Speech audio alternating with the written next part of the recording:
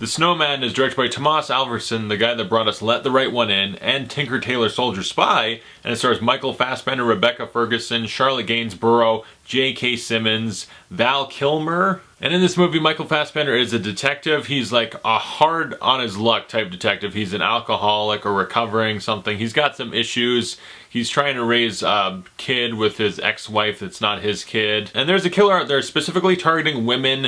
It has something to do with them having kids but not knowing who the father of the child is. Very specific type of woman he goes after. And his calling card is a snowman. And he leaves a clue or two for Michael Fassbender, but it's mostly he just leaves a snowman behind to let you know it was him.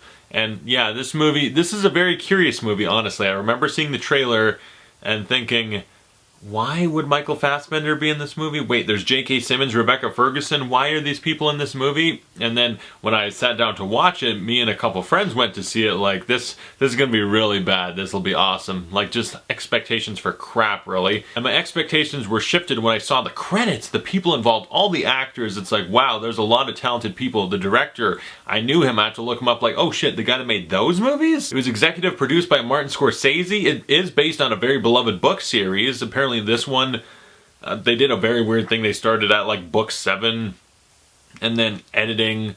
They filmed the movie and they forgot to film segments, and then in editing they tried to fix it. They had 2 different editors.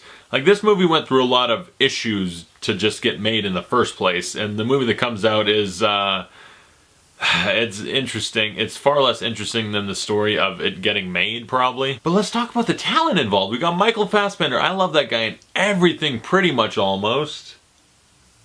And I thought Michael Fassbender was actually really good. I bought him as this very troubled character, kind of tragic, just like, you see him waking up on like a park bench in a playground in the snow, drunk off his ass, and you're just like, I feel bad for you. And he's a good actor.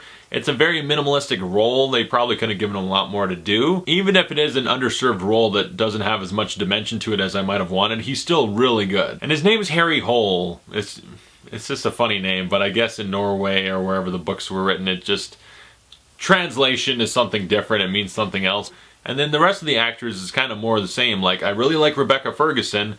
I think she deserved a little better than what she got in the movie, but her role was a little bit more interesting eventually. J.K. Simmons, I don't even know why he was here. His role was like underserved. I can imagine with all the troubles the movie went through, he probably had more to do in the script or something and they forgot to film it. I don't know. Let's talk about Val Kilmer for a hot minute here, because what the hell was this?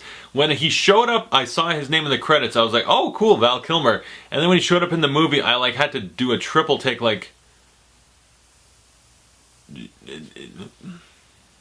is that Val Kilmer?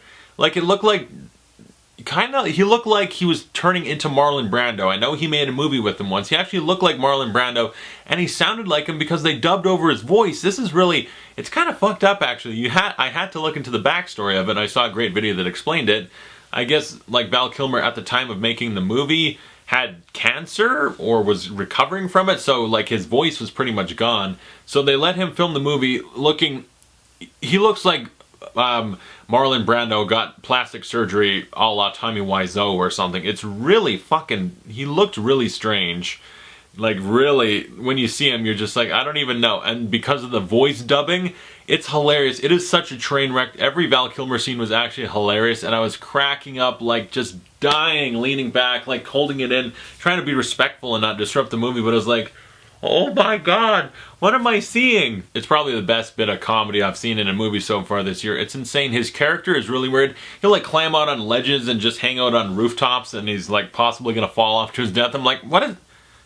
It's really funny. And yeah, I feel bad because like Val Kilmer was going through shit at the time, and it just, you look at the guy and you're like, poor Val Kilmer.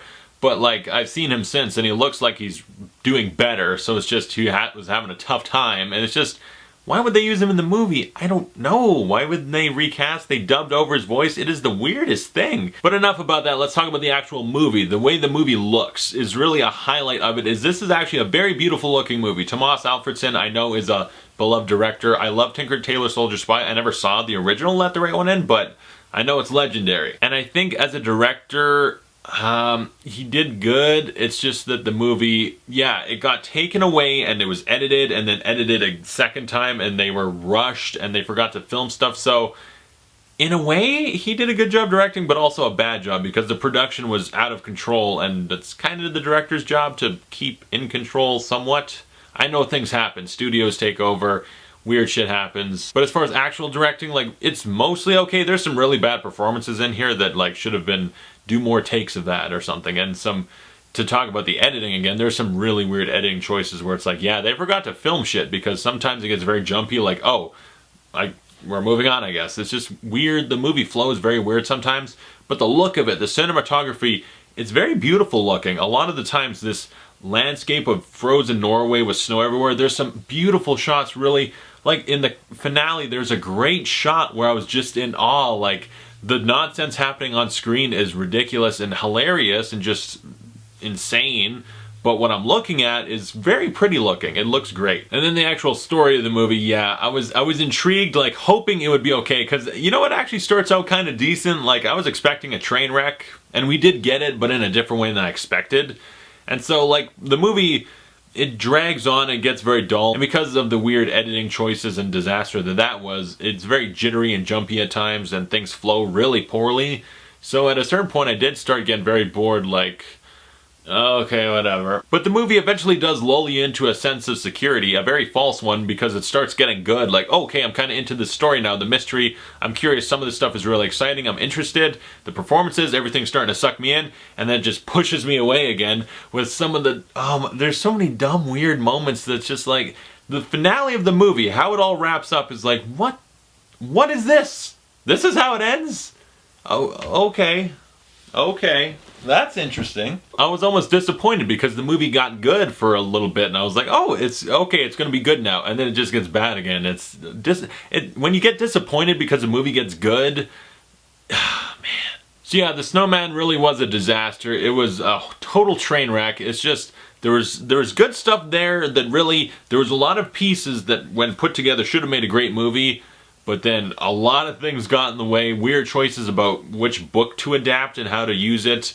Kind of weak script, the horrible editing choices, like I said, the way the fucking forgot to film things. The disaster of making the movie ruined what could have been a really good movie. The horrible production took away from what should have been really good, and we're left with just a mind-boggling disaster. I would give the Snowman a D. It is not the worst fucking thing I've ever seen. It does have some pretty good parts in it, and it does have some intense entertainment value. Just some of the ridiculous, what am I watching? Why is, okay, a lady drove out on the ice and is gonna let herself drown. That's weird. There's so many scenes where it's just either because of the weird editing choices or just the content of the scenes, like, why is the character doing this right now?